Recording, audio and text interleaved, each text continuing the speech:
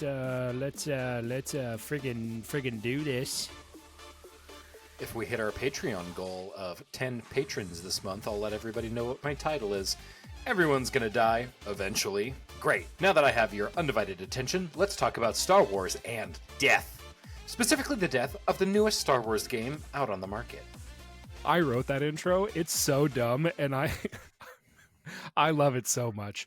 Normally, we don't start off the episode with news, but in this case, it's necessary for the discussion of today's episode. In classic overdramatic fashion, we are here to deliver a grave prognosis that yet another Star Wars game has been listed as terminally ill and will be given the old Yeller treatment. You laughed at your own joke. You're like, this is masterfully written, if I don't say so myself. I forgot. This is wonderful, if I do say so myself. It's fantastic. I love it. Oh, that's probably a little too dark to start off the episode, but there's really no way of knowing. Star Wars Hunters, the PvP arena combat game, has been given its death sentence less than a year after its launch on June 4th, 2024. Even worse, there's a good chance you've probably never heard of this game to begin with. Welcome to Talk About Tatooine. I'm Andrew. I am Nathan. And we're twin brothers here to bring you what's new in nerddom and give colorful commentary on our favorite subjects. Welcome to our cantina. Grab a drink and settle in as we set course for realities beyond our own. Welcome, everyone, to episode 108. Today's recording date is April 2nd, and I just changed that to April 2nd, because there we go, seconds? There we go. What is it called? The letters that precede or follow a number to give it its tense? Anyways. There's no way of knowing. I'm bad at the English language. Today's recording date is April 2nd, and this episode will be released on Monday, April 8th. Today, we're going to be discussing some Star Wars video games. Yes, it has been a minute since we've released an episode, and we thank you for your patience. We had some family events go on, and we had to see to those. And I also started grad school, which has severely limited my ability to work on the podcast and stream, and also be a normal functioning adult, but that doesn't matter here. It's been a good time. Back on Monday, March 17th, happy St. Patrick's Day from the future, by the way, IGN published their article, Star Wars Hunters announces shutdown just 9 months after launch. Steam release also scrapped. And my heart just about dropped through the bottom of my chest cavity. 2 important notes. The last time I personally played Hunters was about 8 months ago, so very close to the start of the release. Oh, that's not lining up well. And even then, I didn't think the gameplay was all that good. Regardless, this news is devastating, even though it really doesn't affect me, right? Well, sort of. We're going to get into that. We have discussed at length on quite a few episodes, actually, about Star Wars gaming, its past, present, and future, name-dropping this title specifically many times. I know, we've kind of hyped up this title, so it's weird to see that it's like already dead, like very quickly dead. We grew up in the golden age of Star Wars games, from splitting our split screen, splitting our CRT television screens all the way to LED screens. I'll tell you what, LAN parties. Can I pause you for a second? I just now figured out that CRT in this context means cathode ray tube. And my brain was like, what the hell does critical race theory have to do with this? Yeah, and I just put it together. That's so good. I didn't even think, on this episode of Star Wars Gaming, we're talking about critical race theory. 2 white guys with a podcast. This isn't going to be problematic at all. Yeah, let me tell you why I'm totally qualified to talk about that. No, cathode ray tubes. What'd you say about a catheter? Keep that away from me. I don't cath. Okay, I'm gonna redo that. We're keeping all of that, but I am gonna redo that sentence. We grew up in the golden age of Star Wars games, from splitting our CRT screens all the way to our LED screens. I'll tell you what, LAN parties are so much easier with the current size of computer monitors. Gone are the days of having to lug around these massive TVs. Actually, I even remember one LAN party where we were moving around TVs and one of our buddies dropped a TV so much glass everywhere, big chunks of glass. And it was an old TV, so we were like, oh well. But oh man, big mess. Now the bottleneck is internet bandwidth. Insert obligatory screw Comcast / Xfinity here. Middle fingers to the sky. Then we were hoping that the 2020s would be the next golden age, since the 2010s gave us precious little. EA, may their toilets ever be filled with diarrhea, obtained an exclusive copy to create Star Wars games, and then created, 2 games in a decade? It's not entirely true.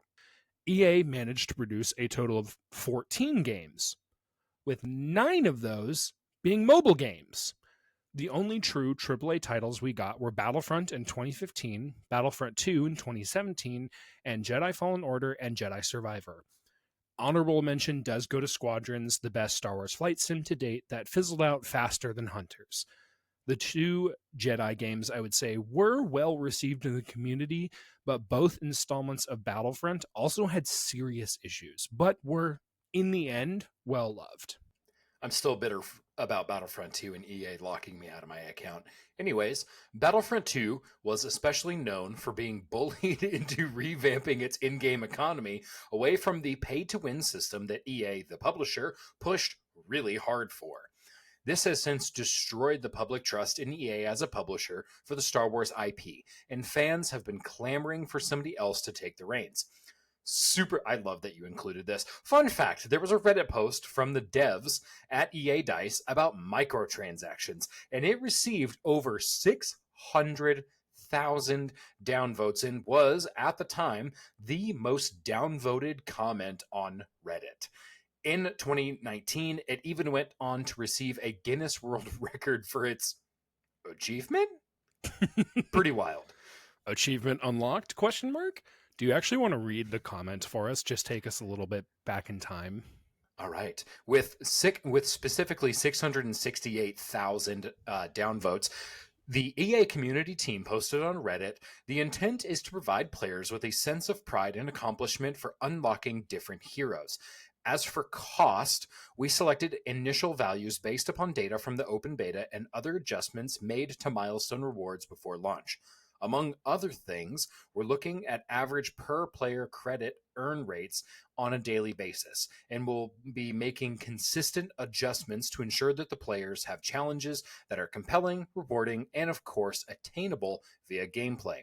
We appreciate the candid feedback, horrible words, and the passion the community has put forth around the current topics here on Reddit and on Reddit, our forums, and other numerous social media outlets. Our team will continue to make changes and monitor community feedback and update everyone as soon and as often as we can. I have never been more proud of the Star Wars community than on this post. Wild stuff. The Star Wars community is really known for kind of hating Star Wars, but I think in this moment it was absolutely justified. There was already general misgivings around microtransactions before, because they're terrible. And this blatant cash grab, because they're essentially saying, hey, buy our characters. You have to buy the characters on top of the game you already bought in a lottery-based system. There's actually certain states that classified it as gambling at the time. And people hated that. It was really a mask-off moment for how awful EA as a publisher really was. This is probably a good opportunity to differentiate between developers and publishers.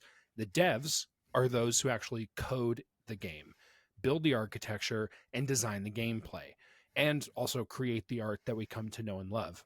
The publishers are the fat cat business daddies who hold the developer studios' lives in their little white-gloved hands. Before the microtransactions were actually removed and the developers were left to perform damage control, there's this quote from GameSpot back in 2017. The quote, DICE developers Dennis Bronval and Paul Kesslin, probably totally messed up those last names, spoke about the backlash towards the game. and expressed that they were incredibly saddened by the overall response. Quote, "We made a really cool, fun, and beautiful game, but it was overshadowed by issues with the progression system. We will fix this." I want to be clear that at this point, I don't want to project my own class consciousness onto the developers, but I can tell you what happened. The developers acknowledged the damage and completely overhauled the system and removed the microtransactions. That is a fact that happened, and the game immediately got better overnight. Before, it would have had cost the players literally hundreds of dollars on top of the purchase of the base game in order to unlock all of the iconic characters, for example, like Darth Vader. Now, all characters are available for free to all players, as it should be. Reading between the lines, and this is my opinion, it seems like in this instance, the publisher and developer for Battlefront 2, instead of being in a singular driving force for creating and marketing a game, seemed like opposing forces. I have to believe that someone internally thought this was a terrible idea. They say hindsight is 2020, but damn. Perhaps the only reason we got such a terrific game at all was the fact that DICE had the permission to control how the game was controlled after launch. This might have been their plan all along, was to let the game and therefore EA microtransactions to be bullied out of existence, meanwhile waiting in the shadows to deploy some of the best Star Wars gameplay we've ever seen. Basically, they're like, we're just going to acknowledge that this launch is going to suck. The community's going to hate it. We're going to pull this feature, and then we're going to have a great game. Maybe that was their plan all along. And honestly, that feels like a terrible gamble to have to make. That's not a good business strategy. Not at all. That's just my opinion, though. Tinfoil hat theory, even. All right, this is where we get back to Star Wars Hunters. In 2021, the exclusive license for Star Wars video game Aroonies was taken away from EA. Awesome. Love that. You may be wondering, who is going to fill the gap? Will it be another single entity, or will it be multiple studios like it used to be? At least right out the gate, the most popular mobile game / Facebook developer Zynga, in conjunction with Natural Motion, was given the opportunity to make a title in our favorite space fantasy IP. How did they decide to do that? Zynga decided to break the pattern of its previously developed titles like Farmville and Words with Friends, literally games that I've played before. We don't need to talk about it. And instead went with an arena combat game. All right? That makes total sense. It's a popular genre. I can't even begin to describe the difference between the complexity between Farmville and something like Hunters. Seriously, it's like, come on, guys. Big step here. I'm not bagging on Farmville, but I think it's fair to say that people don't usually describe planting their crops as locking in. Ain't nobody getting sweaty playing Farmville. Speak for yourself, brother. No, I was more of a, like, what was it? It was like Mafia City. I think I played that one too. It was fun. Yeah. It's a radically different gameplay experience. Natural Motion didn't add too much to that resume either. Most of the dozen games they developed are all mobile games, and Hunters was supposed to be on all platforms and PC, not relegated to just mobile. But, insert twins name here, it's 2025, and you're talking about news from 2021. Can we get back to the present? Sure thing, beloved listener. Well, I think you can probably tell where I/we are getting at. Zynga / Natural Motion bit off more than it could chew, overpromised, and then proceeded to underdeliver. The game was then unable to recover, and on March 17th, the studio announced that the game would not be supported less than a year after its release, and after multiple years of delays. Who could have seen this coming? Star Wars Hunters will release its final update on April 15th and will shut down the servers on October 1st, 2025.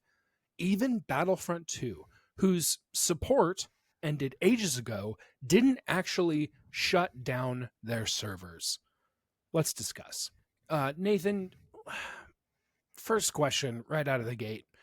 Why do you think Hunters failed in the first place? I think really there's two main things that made Hunters fail. I think the exaggerated rollout of Hunters was something that kind of kept repeatedly shooting itself in the leg, right? To tease a game in 2021 that people were already playing on other parts of the world, mind you. I think the game first launched in like India or something. So people had Right. access to this. And the fact that the North American crew, us, did not get access to that for like, what, 3 years? Yeah. Terrible. So we're seeing gameplay of this and we're just like twiddling our thumbs, like, oh, I wonder when this is going to come to America. That'd be really cool. Second one is I think it did not stick out enough. I think the arena shooter genre is really popular, but not it did not distinguish itself enough from the competition to really get out the gate. I mean, we spent more time playing Paladins than we spent playing Marvel Rivals, and Paladins was a Great game. free to play game with basically it made all its money based on in-game purchases. Again, let's rant about microtransactions, but like it was free to play. So you're like, you could theoretically get all the characters. And that was a really fun game. We played the hell out of that thing for a while. And Star Wars Hunters just did not feel like it hit. It felt a little grindy. Again, you didn't have easy controller support like I did. I was able to play on my iPad, which was a huge advantage, but still Yeah. had to go through the pain in the butt of like connecting my iPad to my controller because I was not playing with these little thingies. Absolutely not. I was playing with a controller like a real adult. And it didn't stick out enough for me. Like you've got, again, Paladins was like kind of the first one that came to mind. Overwatch is a huge game. I don't play Overwatch, but millions of people do. And it just did not stick out enough. So I think that's really why it failed, in my opinion. I think that's a really good point.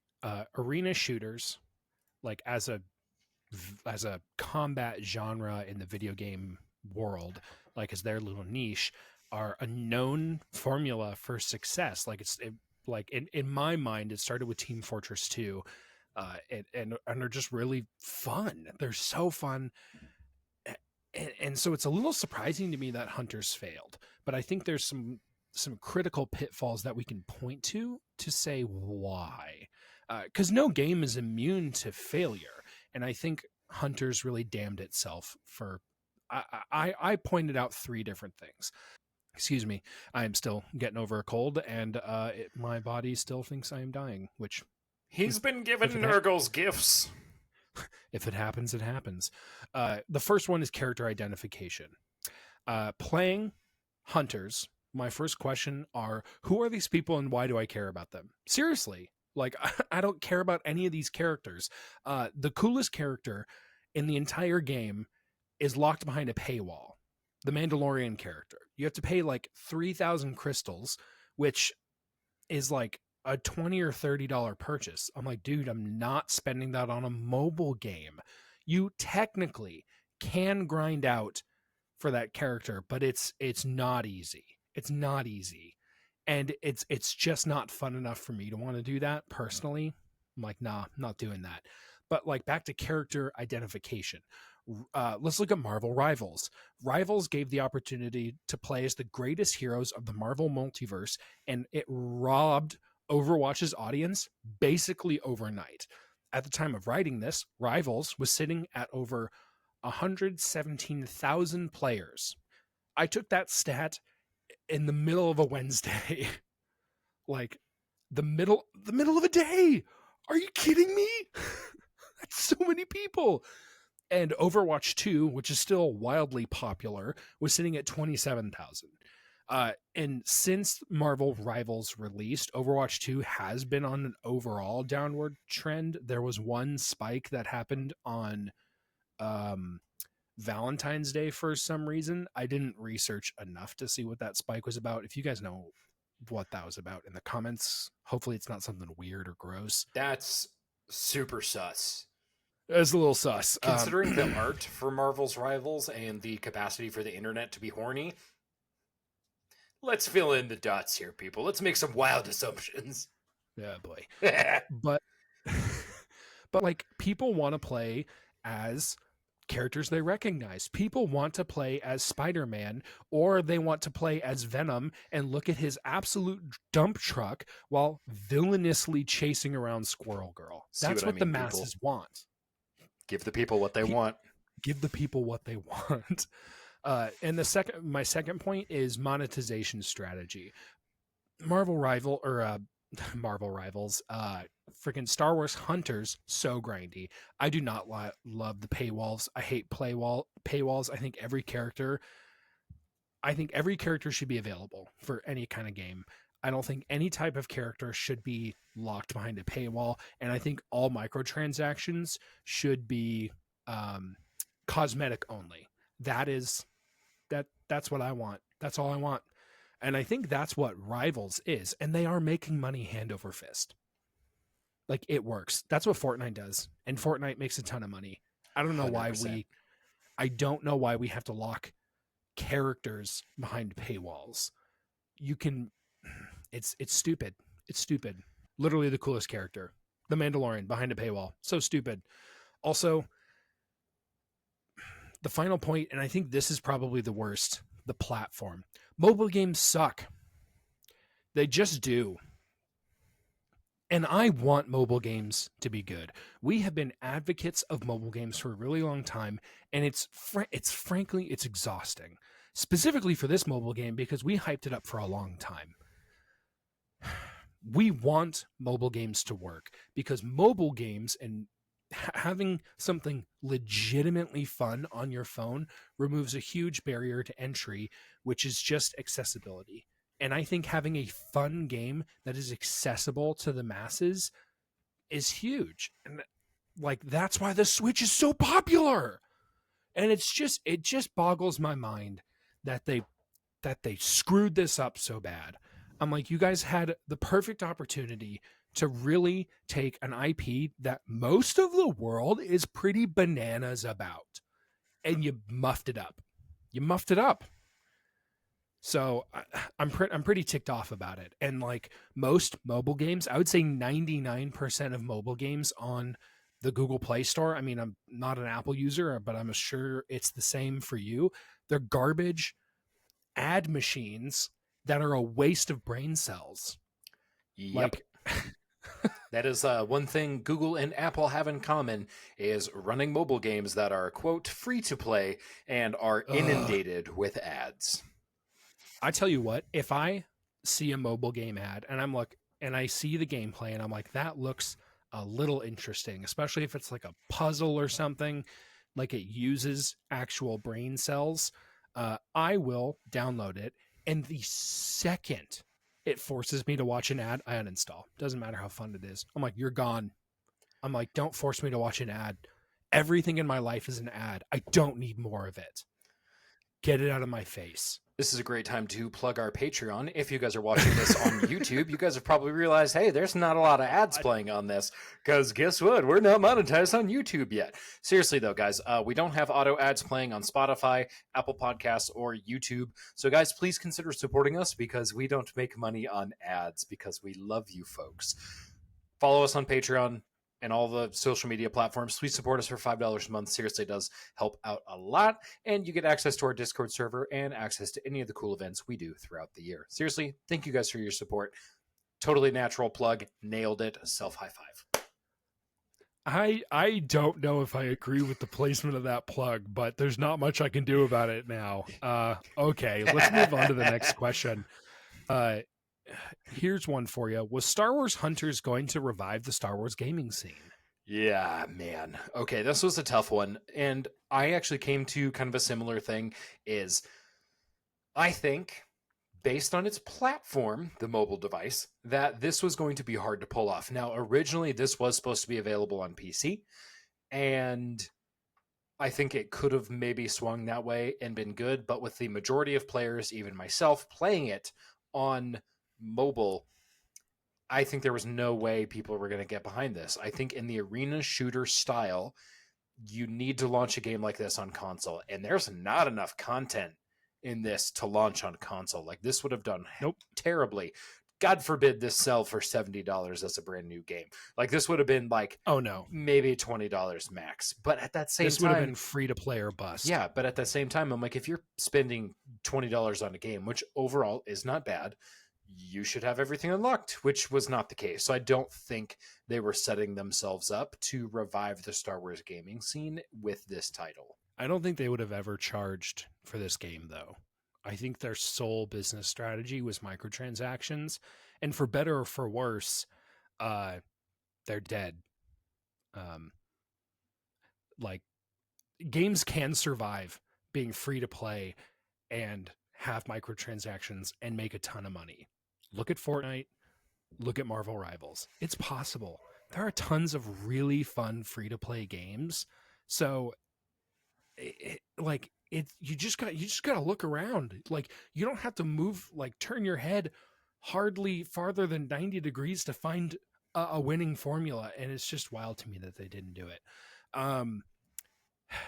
To me, was Hunters going to revive the Star Wars gaming scene? No, there's no way. There's not enough studios who are actively developing games that we've heard anything from. There's nothing in development from anyone. I mean, I think EA is working on a third Jedi, and that's kind of it. We don't know if KOTOR is going to happen. We don't know if Eclipse is going to happen. There's nothing in development. There's literally nothing going on with Star Wars games right now, and it's been like 4 years since the freaking EA exclusivity license thing went away. So I don't really understand why we're still in a drought of Star Wars content. Think about it. When was the last like Star Wars game that like had good multiplayer? It's Battlefront 2, right? Yeah, I guess, yeah, Battlefront 2 definitely would have been it. But there was also times where Battlefront 2 felt really broken. Yes, that is true. I totally agree. And like Battlefront 2, I would say didn't scratch enough itches for me to want to play it all the time. And I will say Battlefront 2 came out 8 years ago. It's a long time. It's a long time between titles. Yeah, that's wild. Like, and basically the only thing Battlefront 2 had going for it was big team battle. That was it. A lot of people really liked like the heroes battles and stuff, but I would say, yeah, that's true. The big team battles. I really enjoyed the co-op feature because it was the closest we could get to horde mode in a Star Wars game. And that really actually brings us into kind of our third discussion question.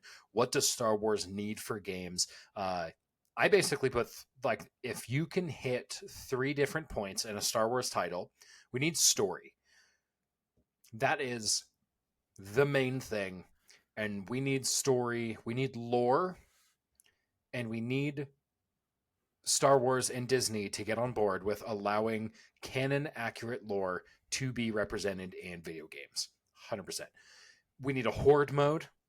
Personally, that is just a personal request. I think it's super fun. I think it's a really fun PvE format. And how fun would it be to fight off literally legions of battle droids? I mean, come on, people. Oh my gosh. That would be so much fun. And honestly, we need solid multiplayer. People need to be able to be competitive with each other.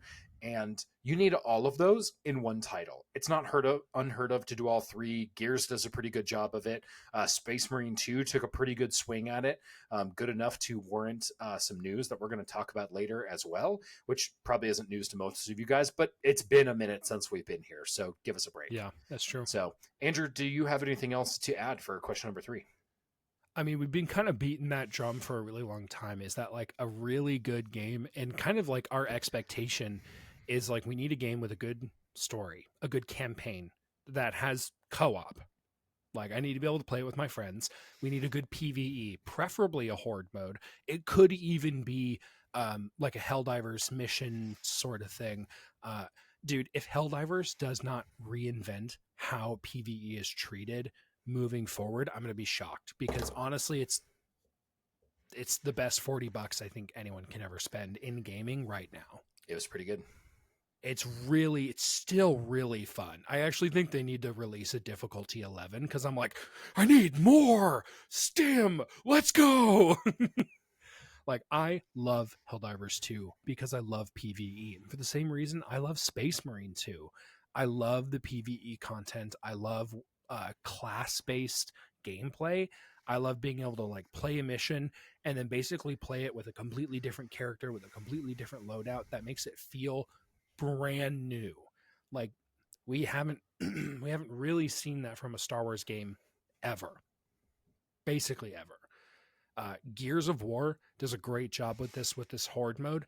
It's really the leading, I would say the leading edge of PvE content is Gears 5. Like, the horde mode honestly is still really good, and the class system is awesome. If you guys haven't taken a look at it, it's so good. It's so good. It really holds up. It's very good.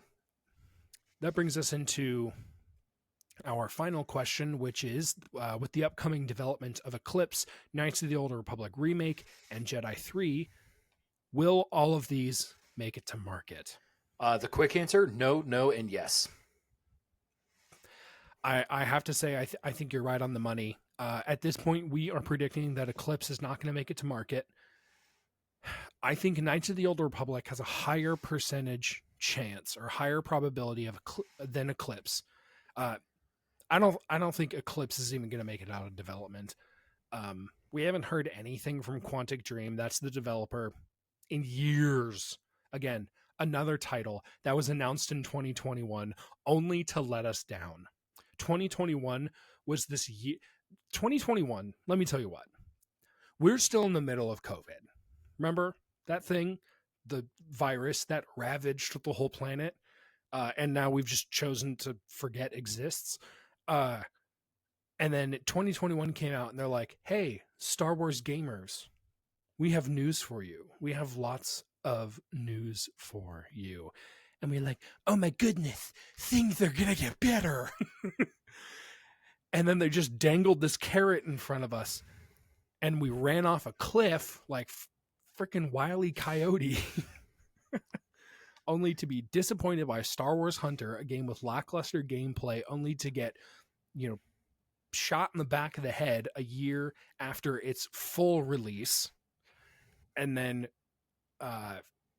what is it? Eclipse, that's never going to happen. Knights of the Old Republic, that's probably never going to happen. And the Jedi games are good. But again, the Jedi games don't have those other mechanics that I would say make a great game. Because it's really that linear, like there's one way to play the Jedi games. It's not like Knights of the Old Republic where you can go back through and you can be like, oh, I'm going to do a dark side playthrough. I'm going to do this and this and this, because it's not a role-playing game. It's a single-player action adventure, which I get is some people's cup of tea and they love it. It's not, frankly, for me. I usually buy the Jedi games on sale. That's where I'm at with them. All right, brother, with that, we've already hit our obligatory Eclipses still not coming out news point. So I think this is a great time to go into nerddom news. All right. There are good things happening in Star Wars news, and I want to talk about that right away. Just this morning, April 2nd, a Tales of the Underworld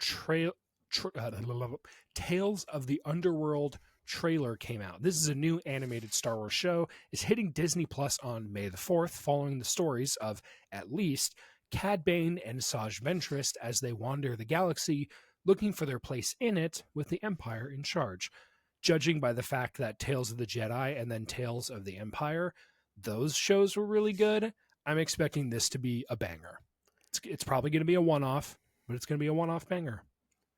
In Helldivers news, we have updates, patches, and a new warbond. We have that Wild West warbond, which is super cool looking, with some new weapons. The patches took so long to come through, and something weird is going on server side. Andrew, do you have any news on that? The only news I have is just like, it took me literally 3 hours to download a 1 gigabyte patch. That is weird. And I tested my internet, and my upload and my download speed were a gigabyte up and down. per minute. You have Took me 3 very, hours. very good internet. So that is I very do strange. have very good internet. But like, as far as I'm aware, the way a patch works is it downloads the actual content from the server, which took forever, which means that's the first giveaway that tells me it was a server side issue for them. But then it actually goes into your game and swaps the files out for the new files. And it took so long. It took so long. It actually delayed a stream of mine by like 45 minutes, which was not great because we don't have a lot of time to stream, which does bring me into our next news bit, which we do have a new streaming schedule, which is that we don't really have time to stream anymore. With with you being in your master's program, a lot of the podcast administration and writing stuff and potentially even editing is now moving over to me, which is fine. But that doesn't leave a lot of time for extra stuff like streaming. So for now, we're not going to stream. We don't know if that's going to be permanent. We're going to try to move back at some point, but we need our primary goal has to be putting out the podcast. Yep. Yep. We do have some news on Doom the Dark Ages, which looks so good. It's starting, the devs over there are starting to allow some creators early access. So like, make sure you guys are following those hashtags over there so you can see them pop up on YouTube, Instagram, and TikTok. It has been fantastic to see. I've been seeing some kaiju-sized robots being like throwing haymakers and stuff, some like cool chain weapons. It's looking really brother. cool so far. Hell yeah, brother. Hell yeah, brother. We are just like a few days, like less than 2 weeks away from Andor Season 2. Nathan's going to look that up, and I'm going to talk about April 22nd, 2025. I feel like that moves out every time I listen to it. Gosh, 20 days from now. 20 days from recording. 20 days? No. That's fine. That's fine. Less than 3 weeks. It's just the only thing I'm looking forward to in life right now. What? Oh, what? What? But brother, there are new Warhammer changes. There are new Warhammer changes, and they look really cool. One of them later, I'm like, cool. I'm going to be spending $60 on a rule book, and it looks mighty good. Why don't you tell us about your faction? Got a little upgrade. So orcs finally got a shooting faction. So orcs basically got sustained hits 2 on any battle line in a walker unit, which means that their hits double hit. So normally you would shoot like 30 rounds and you're only hitting on 5s and 6s. This also makes my def guns super strong. Super excited about that. The new detachment is called Mordaka. Personally, super excited about this, but I haven't gotten to play them yet. I'm hoping I can roll that out soon. I have a lot of painting to do. And I don't have a lot of walkers, and I need more of them. It's more of that fungus among us. Oh, maybe that's what I was thinking is the Last of Us. There's a new Last of Us season coming out this month. Yeah, there is. Oh, I'm so excited for that. Last of Us Season 2. When are we getting to see Daddy number 2? April 13th. Oh, I think that's what I was thinking. Oh my gosh. That's so exciting. I was literally about to cancel my Max subscription, so this is great. You can cancel it on May 25th because that's when the last episode comes out. Sweet. Of course, we might be doing episodes on it, so maybe like a week after that. They are planning a season 3, but it might be the kind of thing. Never mind. We can plan. We can plan later. I think I left a really thirsty comment on a Pedro Pascal birthday post somewhere on Threads. So if y'all can find it, you can. It's not appropriate. I'm sorry. You don't have to apologize. That's always allowed. Games Workshop is releasing a life-size Warhammer tactical rock for people to stand on. Excuse me? A base. Like a base You're that joking. You would have for a mini. They scaled it up for a human person, a human adult, to stand on. I don't know how much it's going to cost, but it's huge. And it's Dude, let me tell you what, dude, this thing is probably made out of so much plastic. RIP the sea turtles is all I'm going to say. There ain't going to be no sea turtles left. Although if they were smart, they would probably like make it out of like carbon fiber or something. Because listen, if I'm standing on a piece of plastic and it is not 100% infill, it's going to snap right in half. I am not a small boy. The general fan base of Warhammer is going to step right through that rock. Let me tell you what. Yeah, that's true. I am not more than a single standard deviation away from the average weight of a Warhammer player. Love that. All right, we got That some was Adepticon oh review. boy. Yeah, sorry, we're gonna scoot right past that. We've got some Adepticon reveals as well. The first one being the other 3 remaining Chaos Space Marine factions are getting some codices or codexes. Codices if you're nasty. The Chaos Demons We Index, nasty. no codex for them, but the Pure Demons Force, but you can still play with them. However, all of the associated factions of Chaos Space Marines are getting the attachment of Chaos Demons right into their army. So, Yes. which I believe was how they were running in the edition before this anyway. So, Yeah, you they're could just not making a Chaos Demons codex. But Yeah. you can still run Chaos Demons. And you can just use the detachments they released at Grotmas. So I'm like, okay, well, that's still a nerf if all you play is Chaos Demons. So I'm like, that's kind of a feels bad. But like, sorry guys. yeah, unless you decide to Hashtag run hate. Shalaxi and Bellacore in the same round, it's probably not going to go well for you. Actually, yeah, if that's the case, I mean, screw you anyway. So Exactly. We also got some Loyalist action. They were not to be outnumbered, as the Space Wolves are receiving their 10th edition codex, along with a few model refreshes, including unique infantry like the Blood Claws, updates to Grey Hunters, and Rune Priests. Very exciting. and more. Way to go, Space Furries. Grey Knights are getting their codex alongside Crusade Armageddon, which pitches the forces of Engron against the Silver Soldiers. They also tease that the next codices to be released will be Knights, both Imperial and Chaos, alongside Black Templars. These will be followed by what appears to be Salamanders, Votan, and Imperial Fists. They weren't labeled. They were like the grayed out, like rumor engine photos that they put up on their website. They're like, what could this be? It's like, well, that's a Space Marine with fire on his armor. So it's clearly a Salamander. So one of them is definitely a Salamander. Excellent. Specifically the new Chaos units and changes, we've got some for Thousand Sons, Death Guard, and World Eaters. Keep in mind the Emperor's Children have their new codex, so this is basically to bring all factions up to that same level. Thousand Sons are rolling out a new robot model, the Sectar robots. I think I'm pronouncing that correctly, but who knows? And a new codex. Death Guard gets a new codex with their new model, the Lord of Poxes.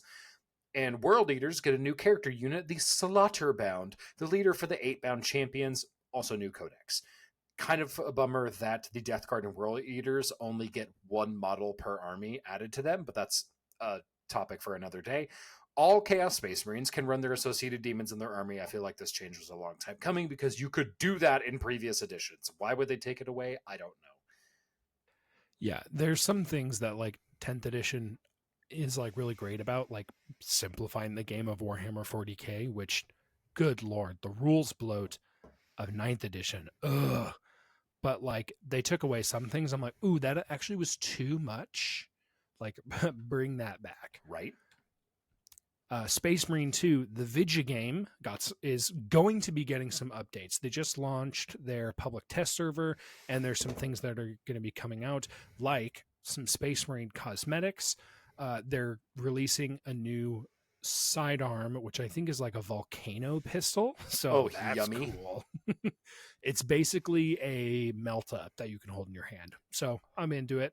They're coming out with a new PvE map, and there's a rumor of a new class. That's what I heard on a YouTube video by a channel that I think used to be Star Wars HQ, and now they're like Open World Games or something. They like changed their channel name, unless it's just a different guy that sounds exactly the same, and I'm just going bananas. So, which is possible. I've been very sick for several weeks. All right, Space Marine 3 has also been confirmed, so that is excellent. And then finally, I know you're really excited about this. Switch 2 comes out on June 5th for $450 US dollary dues. Donorinos. Oh boy. Also, Mario Kart World has been announced. So Mario Kart World, first off, looks amazing. You should be able to race with over 20 real people, which is amazing. Guess how expensive it's going to be? Please don't say anything over $70. Well, it is above $70. Is it 80? They said I think it said it's going to cost $80 for a Switch. Like it dude, it better rock. They said it's going to be an open world racing game. I have no idea what that's going to look like.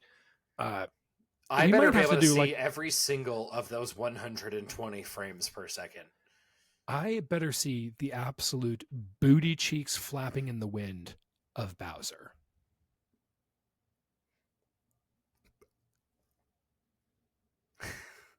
For my audio only listeners, we are biting our lips.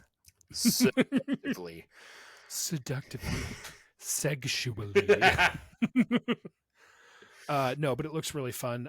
There is going to be a bundle where for $500 you get the console and Mario Kart World, which is going to save you a bunch of money. I did also read in that article they were saying that like the console costs more because of the tariffs going on. I can't corroborate that, but it does feel like something that might be true. Again, I don't know. I can't corroborate that. I don't know that that's a fact. But if we do talk more about the Switch 2 in the future, we'll let you know. All right, guys. And with that, huge thanks to our top patrons, Mike, Isaac, and David. Everyone over on our Discord server, we appreciate every single one of you guys so much. You guys are the reason we do this. And for just $5 a month, you can support us here at Talk About Tatooine so we can do more awesome things like giveaways, gaming events, and higher quality content. It is due to your support that we can make this happen. However, we are a long way from where we need to be. Consider supporting us on Patreon. If you can't do that, watch our videos. This is the best way to support us, and it doesn't cost you anything. I feel like I haven't read that in a while, and it felt pretty good to speed through that. Thank you, everyone, for watching. Every single one of you watching is amazing. Probably pretty damn cute, and bunch of cuties, bunch of freaking cuties, and we're just super happy you guys all came by and watched. Let us know in the comments what Star Wars games you guys are excited for. If you guys do want to see us stream some games and we're able to get back on with that giant asterisk there and stream some more, what do you guys want to see us stream? We'd love to get that going, or just if you guys want to hear us talk about some different Star Wars games, we'll do a deep dive for you. Absolutely. Like, comment, subscribe, and share this video with a friend so it can make its way into as many feeds as possible. Until next time, everybody, may the Force be with you. May the Force be with you.